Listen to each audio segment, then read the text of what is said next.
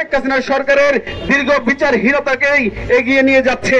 সরকার অভ্যুত্থানের 7 মাস পার হলেও July August হত্যাকাণ্ডের বিচার প্রক্রিয়া শুরু করতে ব্যর্থ হয়েছে। আহতদের সুচিকিৎসা এবং শহীদ পরিবারকে পুনর্বাসনের ব্যবস্থা নিয়েও বিতর্ক সৃষ্টি হয়েছে।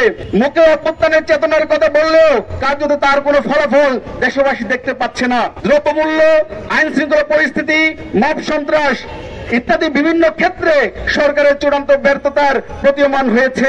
আছিয়ার মৃত্যুতে সারা দেশ শোকাহত, কিন্তু আছিয়ার মতো ঘটনা বাংলাদেশে প্রতিনিয়ত ঘটে চলেছে।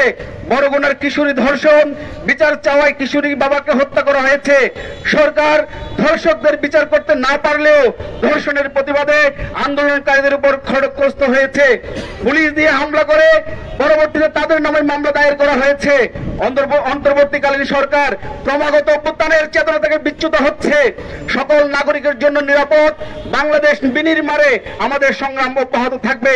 আমাদের দাবি সমূহ আজিয়া সহ সকল হত্যা, ধর্ষণ, নিপীড়নের বিচার করতে হবে। ব্যর্থ স্বরাষ্ট্র উপদেষ্টাকে অপসারণ করতে হবে।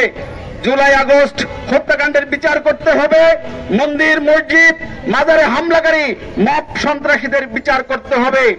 চট্টগ্রাম কোর্ট প্রাঙ্গণে আইনজীবী সাইফুল ইসলাম আলিফ যৌথ বাহিনী দ্বারা শ্রমিক হত্যার বিচার করতে হবে। সাগর রুনি, তনু আফসানা, মুনিয়া সহ প্রতিদর্শী রাস্তার আওয়ামী লীগ আমলে সংঘটিত হত্যার বিচার করতে হবে।